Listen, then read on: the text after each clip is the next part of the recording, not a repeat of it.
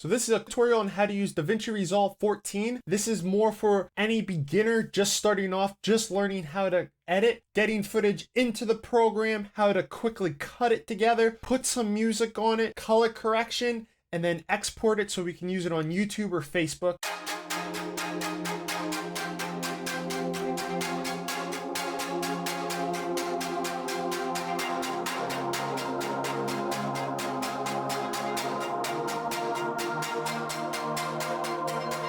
All right, so you just downloaded and installed DaVinci Resolve 14 off of their website. This is the first thing you're gonna see when you start up the program. This is going to show you all the projects that you've worked on previously. What we're gonna do is we're just gonna click on Untitled Project or New Project. It doesn't matter, whichever. Everything is set to default. And what I mean by default is if you go down to the gear down here in the corner, we're gonna see our timeline format. The first thing that you're going to want to set up is your resolution. Depending on how you want to export and how you want to edit would depend on the resolution that you want your project to be in. I would set it to whatever that is that you want to export to, but you can set it up as 4K and edit in 4K if you have 4K footage, and then export 1080 if you wanted to. You could do it that way. For now, we're just going to set it up for 1080.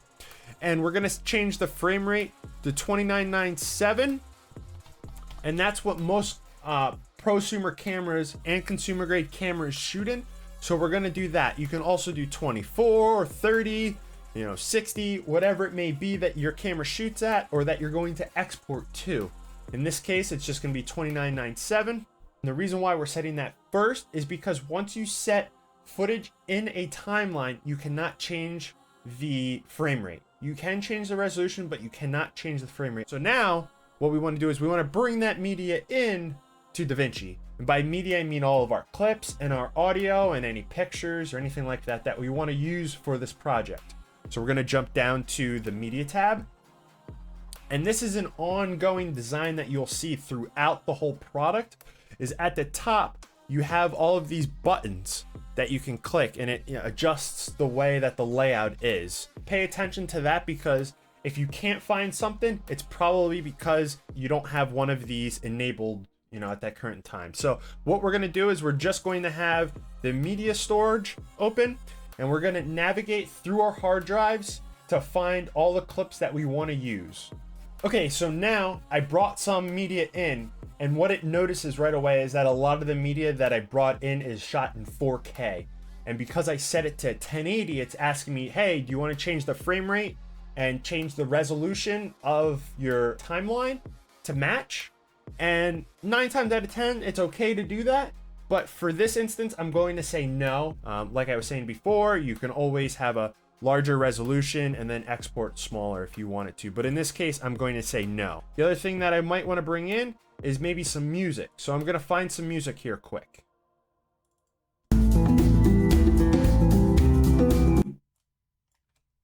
Okay, now I brought my audio in. On the left here, if you wanted to, you could put everything into bins. And what bins are is just like folders for the project. It's not going to move any of your footage anywhere from where it's at on the hard drive. But this is just for the project itself, so you don't have a clutter of shots here. Depending on how big your project is, sometimes it's easier to put things into bins. But I'm just wanting to let you know that that does exist if you wanted to. And you would just right click over here, add bin, and it's just kind of like a folder. You could drag stuff into it, and then that clip would then be in a bin. So now once you have everything that you want in your project, we're gonna go over to edit.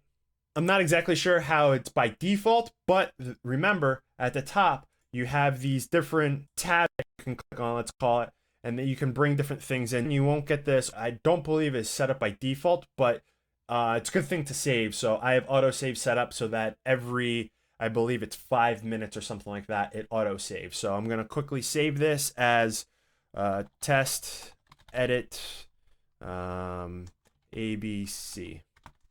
So now that's saved.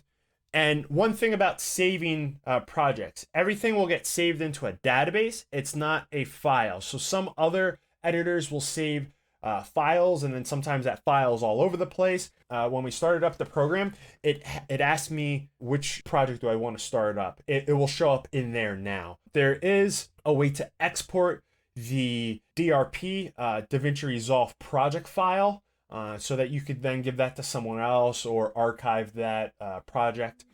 But when you just save it, it saves into a database, just to let you know. Okay, so now we have all of our footage on the side here.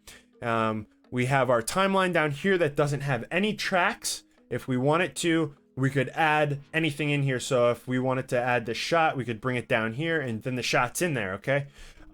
We don't have to do it that way because maybe you don't want the whole clip. So the other way that you can do it is you can just click and you can scrub through by just moving left and right to see what's in that shot. You can go to a different shot.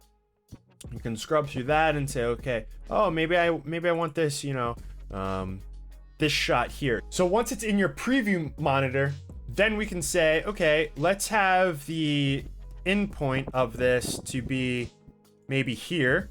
So then down here, you're gonna set that as your in point, and then your out point, let's have it where we pass the tree and tilt up a little bit. There's our out point.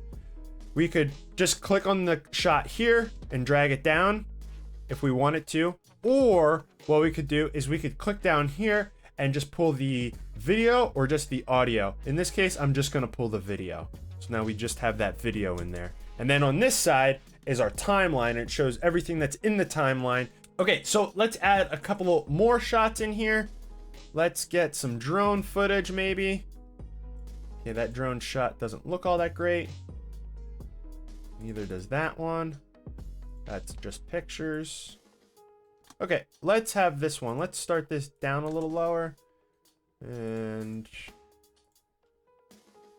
let's start it like that. Okay, and let's stop that there.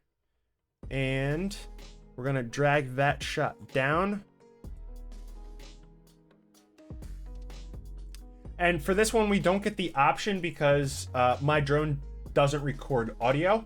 So there isn't the ability to drag audio. So the only thing you can do is drag video. Yeah.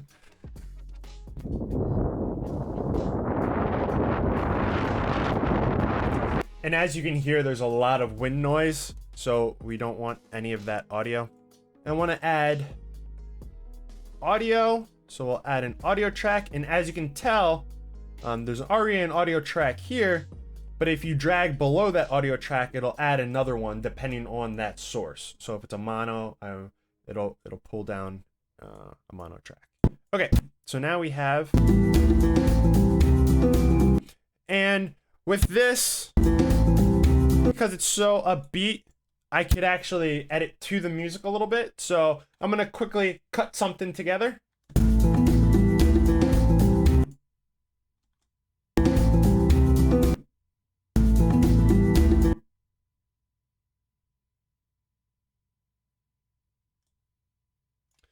And then as you can see here, if I just drag this over, there's this big empty gap. If you have gaps, there's a couple of different things you can do. You can click in the gap and you can hit delete and it'll close that gap, okay? Other things you can do is you can hit spacebar, it'll delete that gap as well. Other way that you can do this is you can come into this trim edit mode and you can pick the end of it, not this middle, but the end. So you get this icon and you can drag this over and it'll pull all the other clips and audio over to wherever you're, dragging it to. So we'll do it that way.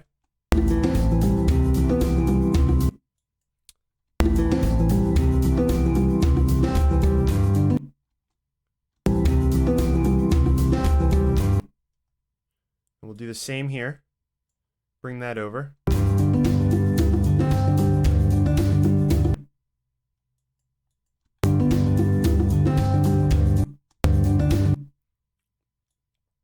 Okay, at this point, let's say that you're having your computer going slow. There's a couple of ways to speed up this process. You can come up to here and you can go into proxy mode and you can change the resolution that your playback is. The other thing that you can do is you can come into render cache. And what that will do is it'll render a proxy file that is easier for your computer to handle. What we'll do is we'll come into here and we'll just do smart. And then what will happen is along the top here, you'll get a red bar. And when you're not using your resources in the background, what your computer's doing is it's taking those frames and it's rendering it to a proxy file. And this is all behind the scenes. You don't have to play around with proxy files or anything like that. So now I can stop, start, no problem. And then once I stop using the resources to do the playback, it'll continue with that rendering, and you'll see that bar start to shrinking and get smaller. Okay, I'm going to save again. And we're going to add a couple more shots in here.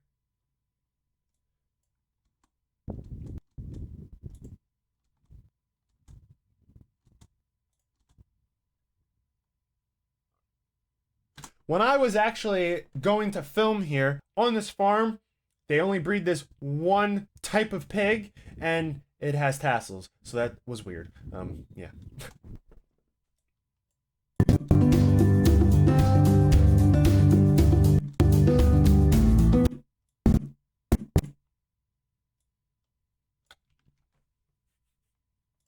And remember, Control S, save, save, save.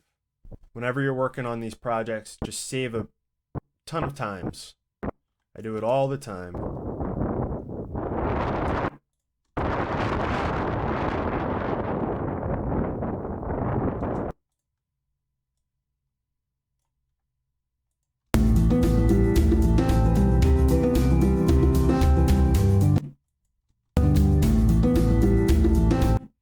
Okay, so now this shot here, I don't really like how it starts because everything is over here. There's not much over here. So I actually wanted the endpoint to be a little further into the clip. So what we can do now is we can pick the middle here and we can drag it over. And what we're seeing here, the top and the top there, top left is its endpoint, top right is its out, bottom left is the frame before the clip, and then the bottom right is the frame after the clip. Obviously we don't have anything after, so there's nothing there. So what we'll do is we'll just drag this over till it's like closer like that, and then we'll just use that. One other thing that I think isn't by default is the waveform. So there's a couple of different ways that you can have this all displayed. You can have it displayed bigger. You can change this up however you want it. But for me personally, I just have it small, and then I make the audio a little bit bigger, and then I display waveform because I edit to music a lot of the time.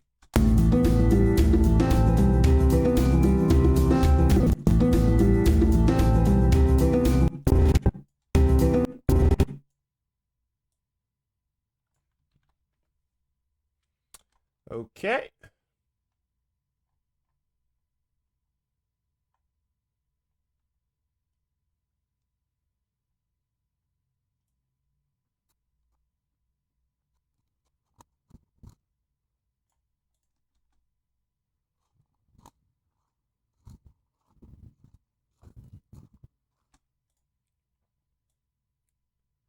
Okay, so here's another one of my shots.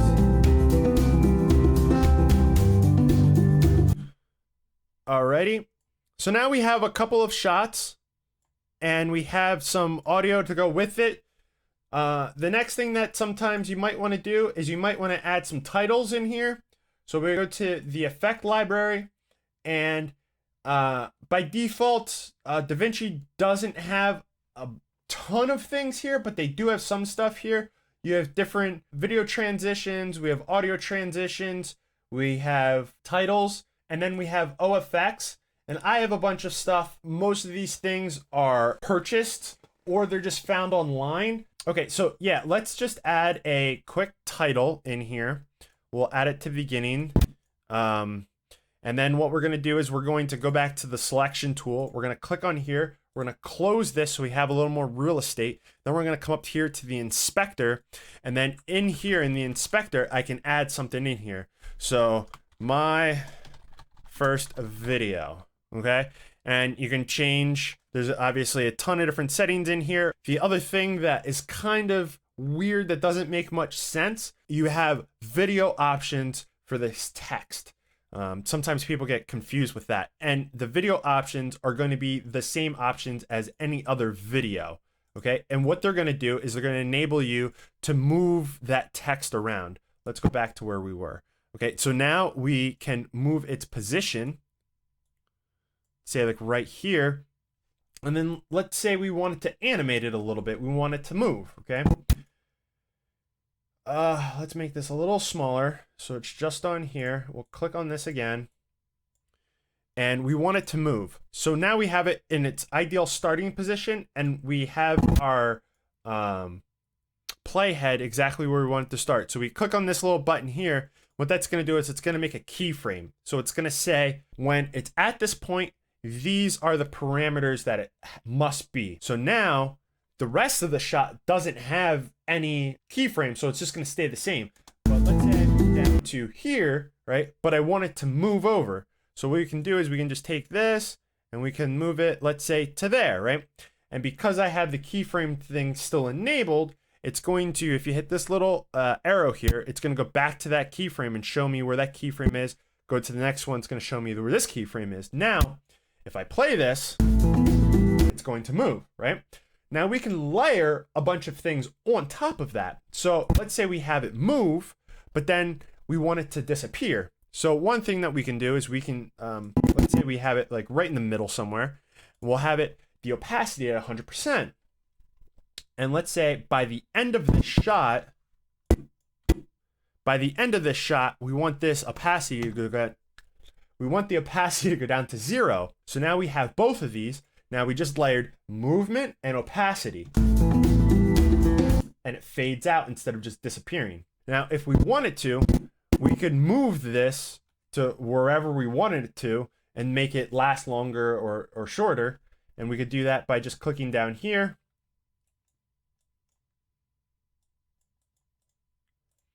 And then we have the different things that we want it to do showing up here. And the type of where the keyframe is depends on, what it's under. So that will explain that. Okay, so like this keyframe, if I wanted to, I can move this here so it disappears soon. So that's how that works. All right, so now, and then you would just click this to hide that. Now we have our shots, how we want them to be. One thing that we could do here is if we wanted to, this is for all audio, is we could fade in. And this is cool because you don't have to do much, is you just grab this little guy here and you can move this over, and then you can adjust the fade however you want to adjust it. I'll just move this down a little bit, and now we can fade in the music. And you can do that for all of your audio tracks. You can fade them in. You can click on the audio tracks. You can change the volume, and you can keyframe the volume if you wanted to, have it go up, down, whatever it may be. You can also click here and have this adjust the audio, and you'll see the waveforms also change as well. But what we'll do is we'll just have this at 100. And with this being gray, that just means that there aren't keyframes enabled. 1. Okay, so now we have that. And let's say we have all of our video done. What we'll do now is we'll go over to the color tab. Okay, so now that we're in the color tab, at the top, we have these different things where we can do gallery, we can see our timeline, we can see our clips, we can hide our clips. Over here we have this thing called nodes, we have OpenFX, we have more of those, and then we have, which is a light box, which will just show you all your shots. If you have a big project, obviously a lot of them will show up there. If I have one screen, this is how I would normally do it. I would have my nodes up and I would have my clips. And if you have more here, what will happen is there'll be a little slider that you can slide back and forth. This first one, we have a little gray box. And the little gray box means that there's no color effects added. If I move something, now it's going to say that there's a color effect added. These little circles here are to reset any of these. So if I have these all out of whack, I can click on one and reset that one, or you can come over here and reset them all. And lift, gamma, gain, think of it as shadows, midtones, highlights. In the color world, this is what we use. It's lift, gamma, gain. If you come over to your primary bars, this is the identical thing as the wheels, it's just represented a little bit different. And sometimes it's easier depending on what it is you're doing. Let's say your shot had a little bit of green in it, right? So we want to pull out the green. So we're going to go down with the green, right? And going down with the green, what you'll see is over here, we'll have, here's our green. We're pulling away from the green because now it's moved up to the magenta more. So that's how that would work. And then if I reset this, that one's going to get reset as well. So these two work together.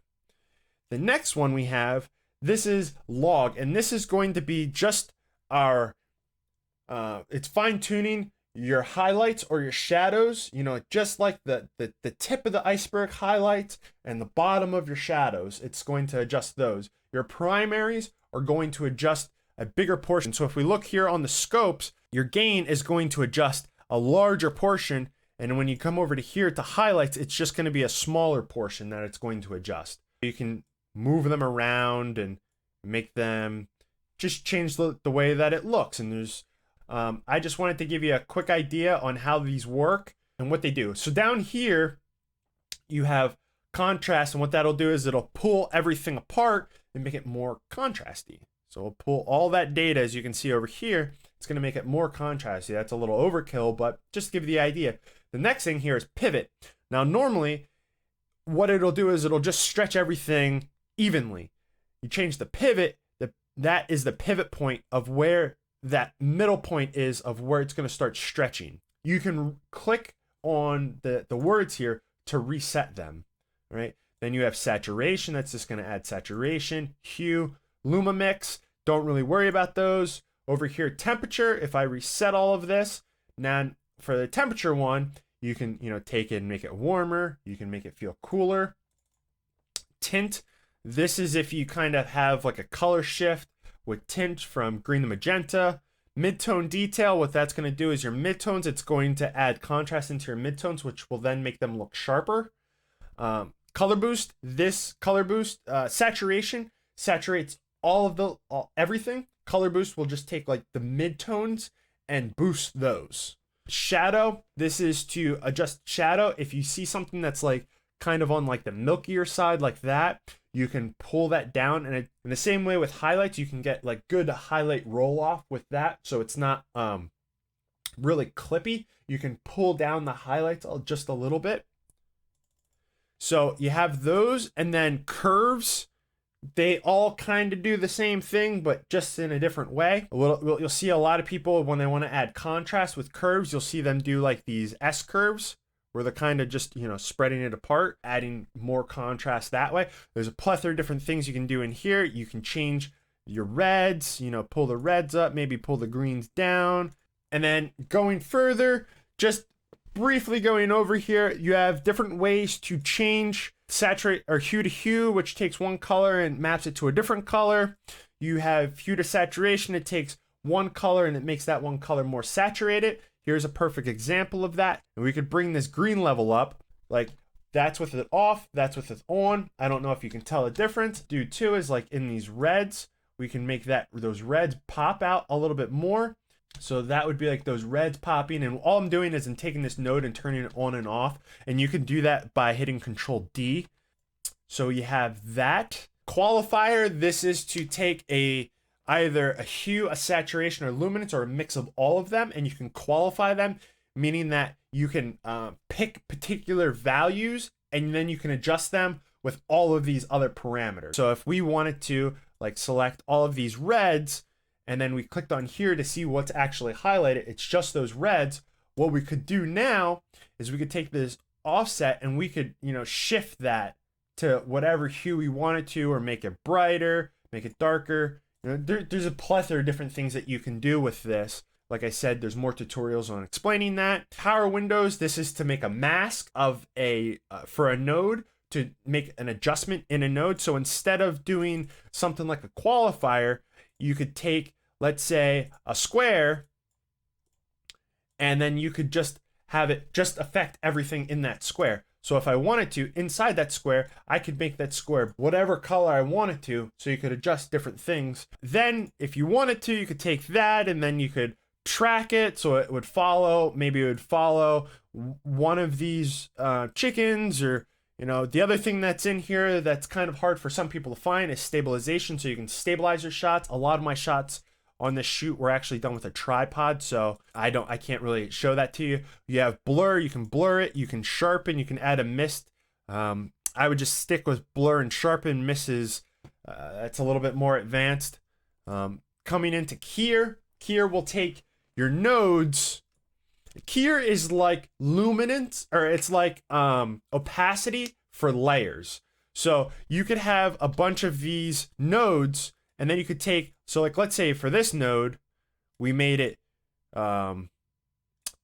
let's say we made it really blue, right? Well, if we wanted to, we could make this half the amount, then it's half blue. This is only half the strength. Excuse me. So you can do that. There's tons of different things that you can do here. To add a node, the easiest way is to just right click, add node. You can add a serial node after or before, and then what happens is it will process the first node, then process the second node. Whatever changes, it just adds those changes. It's kind of like layers. And then you can get into things like these parallels, which will then take two nodes and mix them. It'll blend them together as if they were just one node. There's some pros to that. The other things that you can do is you can do layers. Layers are kind of, when you're starting out, they don't make much sense because, here, let me show you. So if I was to take this and, you know, make a color value, and then on here, no, that's a little too intense, but on here, let's add a hint of green. But let's say we take that hint and we just have it in a power window. So now what's happening is that's getting blended together, right? So that's how that would work. Let me delete these two. Now with layers is they stack on top of each other unless you come into the layer and you change how they interact with one another. If it's normal, they just stack on top of each other. Let me explain. So on here, this is, it's, your top one is always on the bottom. It's very confusing when you first start out, but you get that hang of it. But okay, so this first one, let's add some color adjustments to this, right? So we add some color adjustments. Let's make them a little more intense. So we add some color adjustments to it. But you see this node is like really, you know, bright, but this one you can't see at all, right? Because this is the top node. Now for this node, if I only want to adjust this, it's saying, okay, for this top node, I'm only going to adjust this. The rest of this, I have no information for. And then it's going to pull whatever's underneath it, which is this one. So then for inside here, I could change this to whatever I want.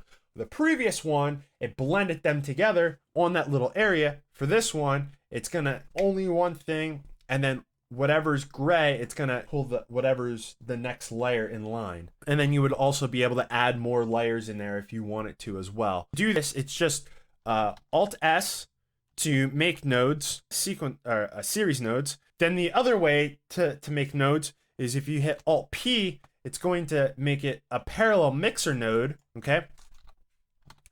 And if you hit Alt L, that's going to add a layer mixer node. And then the layer mixer node, you can come in and you can adjust how they get mixed together. A little bit more advanced, just make one node and do a couple of adjustments, add some saturation, whatever it may be. Like I said, I'll have more videos on how to do that. One other thing that I wanted to show you with the colors. Okay, so let's say we have this shot here that's looking pretty good, right?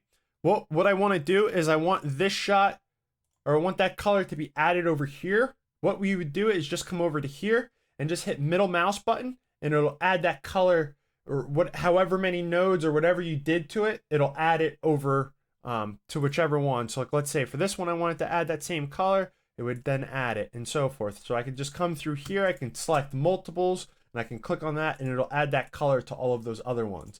For this one, I will need to add another node, and I'm just going to overall bring this up and make this look a little brighter, because that doesn't look all that great.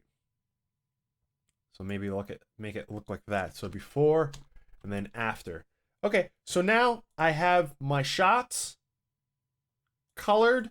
This one, we didn't want this node to have such an effect. We could just come into here and our keyer, which is like a little key, we can come down here to key output, and we could reduce how much of an effect that one has on there. The other thing that I want to do is I want to come into here and see this. This is its level right here. I want to actually bring up the midtones and then bring up the highlights a bit. Make that actually look like a bright day. Something like that, right? So now we have that shot. We have this one, this one. This one's really dark. What we could do for this one is before this node is we're going to click right here, and then we will bring up this brightness a bit, make this look a little brighter, maybe even add in a little bit of saturation, get those guys to look a little cooler, bring that down just a tad. Now they're looking a little bit better. Yeah, so now we have all of our shots colored. Fairlight, I would say stay out of Fairlight unless you're really into audio. I don't really do much in this. It was just added in DaVinci Resolve 14. One thing that I do use in here is the dynamics, and I use it for sometimes like the noise gate. That is like you can take room noise out. There's a compressor and a limiter. I would say watch a tutorial on how to use these, but this is something that I do use in here. All right, so now over in the delivery tab, there's a couple of different presets you can use. You can use like a YouTube preset. Let's say you want to export the YouTube at 1080. It's going to set everything up for you. The only thing that you have to do is come over to File, is you would want to set a file name. So let's just set this file name as test edit ABC. And then you're going to browse, you're going to select a location. So I'm going to put this right on my desktop. One other thing, if you were working on a project and let's say you didn't, you weren't done with it in one sitting and you wanted to come back to it later, you could just come up to save project. If you didn't name it, it'll ask you to name it.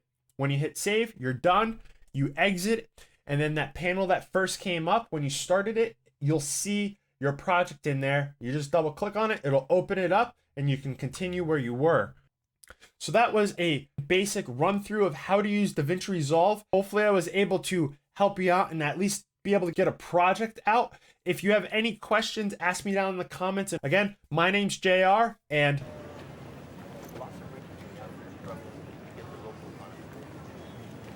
see you when I see you.